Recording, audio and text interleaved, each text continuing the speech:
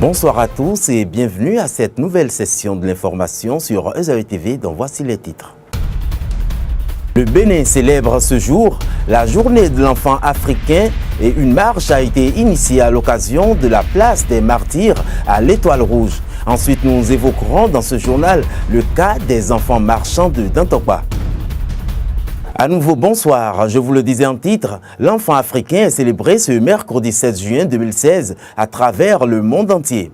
À cet effet, la ministre de la Famille, l'UNICEF et des ONG caritatives ont organisé ce jour une marche de la place des martyrs à celle de l'Étoile Rouge, suivant le résumé de la célébration de la journée de l'enfant africain. Tolérance zéro, non aux abus sexuels faits aux enfants. C'est la 26e édition de la célébration de la Journée internationale de l'enfant africain. Et pour cette occasion, l'UNICEF, en collaboration avec le ministère de la Famille et quelques organismes tels que CARE Bénin, PSI, la Croix-Rouge et les Scouts du Bénin, ont initié une marche silencieuse de la place des Martyrs à la place de l'Étoile Rouge en passant devant l'église Bon Pasteur et la mosquée de Kadiaon. Au départ de la procession, la ministre de la Famille, Adidiatou Matisse, a procédé au lancement officiel de cette journée dédiée à l'enfance africaine. Merci beaucoup. Comme vous le savez, il y a 40 ans que des centaines d'enfants ont été massacrés à Soweto alors qu'ils défendaient leurs droits les plus élémentaires. Aujourd'hui, de plus en plus en Afrique, nous constatons de multiples formes de violence exercées sur les enfants. Et les enfants ont voulu donc organiser cette marche de sensibilisation et de plaidoyer, surtout pour élever le ton contre le mariage des enfants. Ensuite, ce fut au tour d'Anne Vincent, médecin de profession et représentante résidente de l'UNICEF au Bénin, d'apporter sa pierre à l'édifice. Vous n'êtes pas sans savoir que l'Union africaine a déjà pris depuis 2014 ce sujet à bras-le-corps, avec déjà en 2015 le premier sommet africain de la fille qui était dédié à Lusaka, à la lutte contre le mariage des enfants. Et c'est vraiment un sujet sur lequel nous voulons mettre vraiment de la lumière au niveau du Bénin. Vous avez raison, le Bénin, ce n'est pas un pays immense, c'est un pays qui évolue dans le bon sens au niveau des droits humains, au niveau des droits de l'enfant. Donc nous pensons que c'est faisable. Positionne fermement sur ce sujet, je pense qu'il y a moyen de faire changer les choses. 52% de la population de ce pays sont des femmes. C'est-à-dire que si le Bénin ne construit pas sur la femme pour son développement socio-économique, j'ai peur que le Bénin émergent soit très loin. Une fois toutes les phases du trajet atteintes, la place de l'Étoile Rouge a servi de point de chute à cette marche silencieuse. La charité bien ordonnée, commençant par soi-même, les enfants ont tenu à dire leurs mots. Le mariage forcé veut dire quand l'enfant n'a pas au moins 18 ans et on la force à faire le mariage. Le mariage forcé est que l'enfant n'a pas déjà l'âge de 18 ans ou 21 ans et on lui force de se marier. Parce que si l'enfant se marie vite, son mari lui tape. Elle tombe toujours malade. Je vais leur donner le conseil la tolérance est zéro, de ne plus forcer les enfants de se marier. Pour rappeler, en 1976, les enfants de Soweto étaient descendus dans la rue pour manifester, pour avoir une éducation, revendiquer leurs droits. Et ça s'est soldé par, la police les a massacrés. 40% des filles en Afrique subsaharienne sont mariées durant leur enfance, soit 2 filles sur 5. Au Bénin, une fille sur 10 âgée de moins de 15 ans est mariée, 3 filles sur 10 sont mariées avant l'âge de 18 ans. Les faibles niveaux d'instruction des parents, le désir de perpétuer une tradition, la pauvreté et l'impunité, entre autres, contribuent au maintien de cette pratique. Le mariage des enfants est une violation des droits de l'enfant. Ses impacts sur l'éducation et la santé sont énormes. Et si personne n'agit, le nombre de filles épouses doublera d'ici 2050 et l'Afrique deviendra la région ayant le plus grand nombre de filles épouses au monde. Les enfants d'Afrique sont à l'honneur ce jour. Et la rédaction de EZAE TV s'est penchée sur la condition de l'enfant marchand de Dantokpa, ce haut lieu de commerce où plusieurs enfants essayent d'assurer leur survie. 16 juin, ces enfants marchands de Dantokpa Un commentaire de Yannick Fortuné-Kouyandé. Le 16 juin de chaque année, le monde entier célèbre l'enfant africain et ceci depuis 25 ans, en souvenir du massacre des enfants de Soweto par le régime de l'apartheid. De l'Afrique du Sud au continent Afrique, la journée est devenue mondiale. La pauvreté extrême cause la mort d'un enfant toutes les 3 secondes en moyenne en Afrique.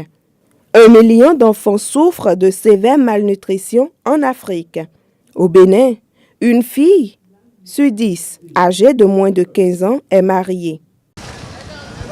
Ici, au marché d'Antokpa de Cotonou, certains mineurs luttent pour éviter d'appartenir à ces statistiques alarmantes. On les retrouve dans tous les secteurs de commerce, du tissu aux denrées alimentaires. Ces enfants retrouvés dans ce marché n'expliquent pas leur présence, ils y sont juste, par la force des choses, ou par la force des adultes, ou juste par coup de force du destin. Un destin qui les laisse non scolarisés et surtout sans défense. Ils ne parlent pas, ils n'en ont pas droit. Le phénomène des enfants placés au Bénin n'est pas encore éradiqué. Mais que font ces autres? Organismes internationaux et organisations non gouvernementales en faveur de l'enfance. Une marche, un discours, un don circonstanciel et après. Quels sont les impacts réels de toutes ces actions? Difficile à palper, difficile à vivre, et la vie ici se poursuit. Elle continue, triste et marchande pour ces enfants du marché d'Antokpa. Un tour dans les kiosques afin de s'enquérir des unes des quotidiens parus ce jour avec la revue de presse signée Sylvie Kounakbo. Sit-in du Centracel hier au ministère des Finances, l'Audace Info qualifie l'acte comme le premier baptême de feu syndical pour Talon et nous propose la réaction du ministre Romuald Wadani à la page 3 de sa parution du jour. Le potentiel pense qu'il s'agit d'un mouvement d'humeur des agents qui mettent leurs menaces à exécution. La période de grâce accordée par les partenaires sociaux au nouveau régime est visiblement terminée et les travailleurs sont passés à la vitesse supérieure pour se faire entendre, précise le quotidien Le Potentiel. Pour notre voix, les travailleurs exigent le départ immédiat de Gilles Guéra à travers le sit-in d'hier. Le coopérant préfère publier les décisions du Conseil des ministres du 15 juin 2016 et annonce qu'il y a création d'un bureau d'analyse et d'investigation à la présidence de la République. 10 nominations dans 3 ministères. Le Télégramme rajoute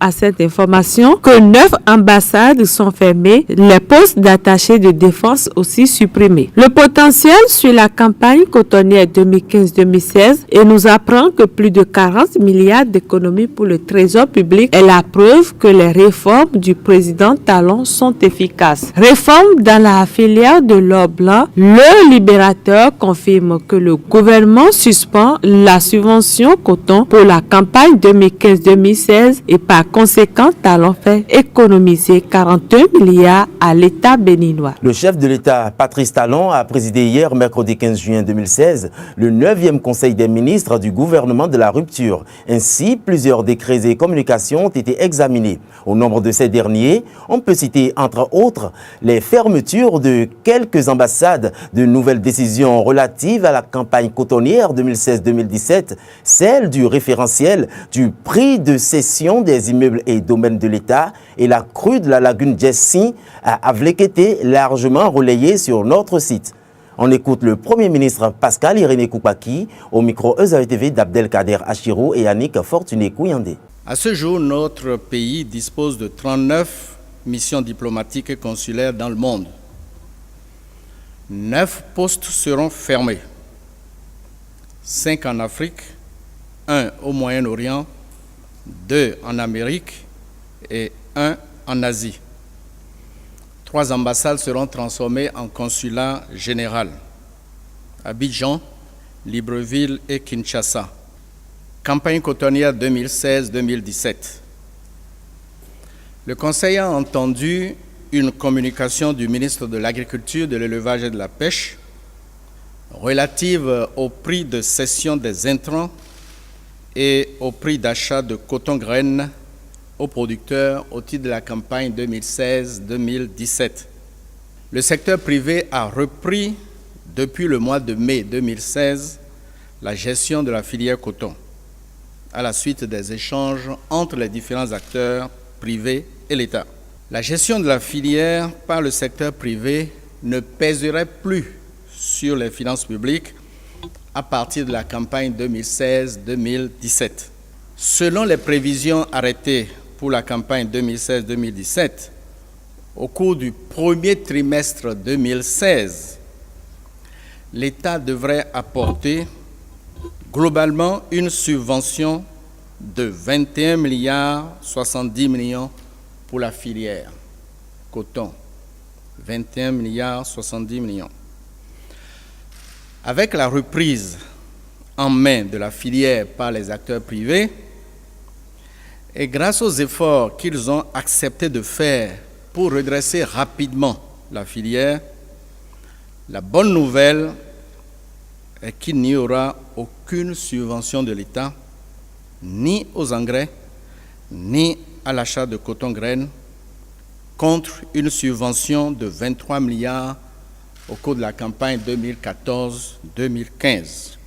Référentiel des prix de cession d'immeubles à titre onéreux, des immeubles du domaine privé de l'État et de la municipalité dans la ville de Cotonou. Et le référentiel de prix doit être actualisé tous les 3 ans. C'est pour se conformer aux dispositions législatives qu'il est proposé d'insérer dans la loi de finances rectificative gestion 2016 le référentiel des prix en commençant par la ville de Cotonou, divisé en 6 zones. Chaque zone aura donc son prix de référence. Et des calculs donc doivent être faits. Si je prends par exemple la zone de Ganri, qui est la zone 1, en 1964, le prix au mètre carré était fixé à 2000. Et c'est ce prix qui a été utilisé jusqu'à maintenant. Sur la base des données disponibles, le prix au mètre carré doit passer de 2000 à 300 000 francs CFA.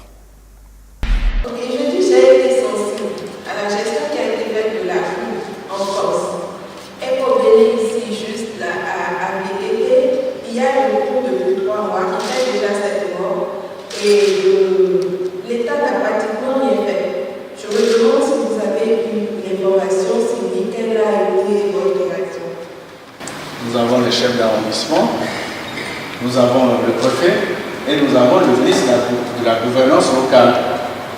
Ces informations parviennent, mais nous irons loin très bientôt parce que ces inondations sont causées par la fermeture d'un certain nombre d'exutoires. Ce n'est pas notre faute, ça. Nous bouclons cette édition avec les nouvelles d'outre-frontières, une réalisation de Bernice Loco. Souvent, cette page interpelle l'actualité de la sous-région. Au Niger, ils sont probablement morts de soif. 34 corps de migrants ont été retrouvés dans le désert près d'Assamaka, un poste frontière entre le Niger et l'Algérie. Le ministère nigérien indique que les victimes sont 5 hommes, 9 femmes et surtout 20 enfants. Selon toute vraisemblance, ces personnes ont été abandonnées par leurs passeurs il y a de cela une semaine. Du Niger, rendons-nous au Tchad où des sages-femmes parties de N'Djamena, la capitale, séjournent dans la région du lac Tchad. Elles réalisent dans leur clinique mobile des consultations spéciales pour les femmes et les enfants du camp de Dar es Salaam aux portes de Bagassola, ville tchadienne située près de la frontière avec le Nigeria, une zone peu pourvue en personnel de santé. Faisons tour en Afrique du Sud, il y a 40 ans, Soweto explosait. Le 16 juin 1976, des milliers d'écoliers descendaient dans les rues du township pour protester contre l'Afrikaans qui allait être imposé comme langue d'enseignement dans toutes les écoles noires. une langue perçue comme celle de l'oppresseur. Le soulèvement a dégénéré et a été un tournant décisif dans la lutte contre l'apartheid. Refermons cette page inter par l'actualité en République démocratique du Congo, où les organisations professionnelles des médias ont décidé de lancer une série d'actions pour protester contre la hausse du prix de l'Internet mobile. Une hausse de 35 à 500% sans préavis chez tous les opérateurs. Ces derniers, de leur côté, mettent en avant une hausse de leur redevance annuelle de 50% pour justifier les nouveaux tarifs. Mais pour la presse congolaise, c'est une question de suivi. L'Union nationale de la presse congolaise, UNPC, et les organisations qui encadrent les éditeurs de presse et les médias audiovisuels privés appellent à une journée sans presse et sans crédit lundi prochain. C'est tout pour ce journal de ce jeudi 16 juin 2016 que je vous remercie d'avoir suivi sur les www.esaetv.com. À bientôt.